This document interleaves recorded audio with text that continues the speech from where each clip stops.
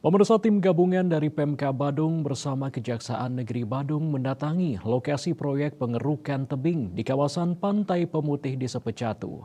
Kedatangan tim gabungan ini bertujuan mengawasi dan mengendalikan pemanfaatan ruang serta menindaklanjuti pengaduan masyarakat.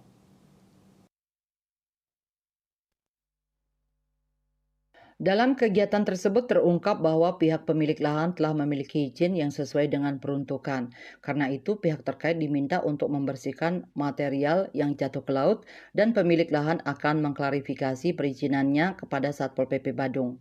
Kepala Bidang Tata Ruang Dinas PUPR Badung, Larasati Adnyana menjelaskan bahwa pengecekan lapangan dilakukan untuk memastikan dokumen perizinan yang dimiliki pihak terkait. Sampai dengan terbitnya dokumen perizinan, proyek tersebut telah memenuhi persyaratan dasar dan perizinan. Dari aspek tata ruang dan cipta karya, proyek tersebut sudah sesuai dengan perizinannya. Larasati juga mengingatkan agar material penataan lahan tidak diperjualbelikan keluar karena hal itu memerlukan izin dari pemerintah provinsi.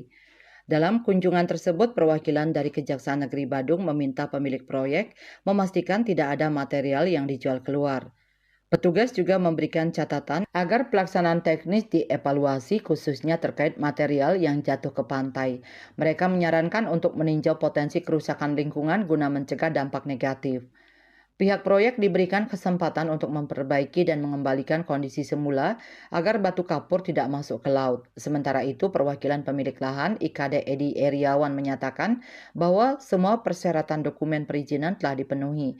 Edi tidak menampik bahwa pengerjaan sempat dikeluhkan warga terkait material yang jatuh ke laut. Namun pihaknya sudah berupaya untuk mencegah hal tersebut.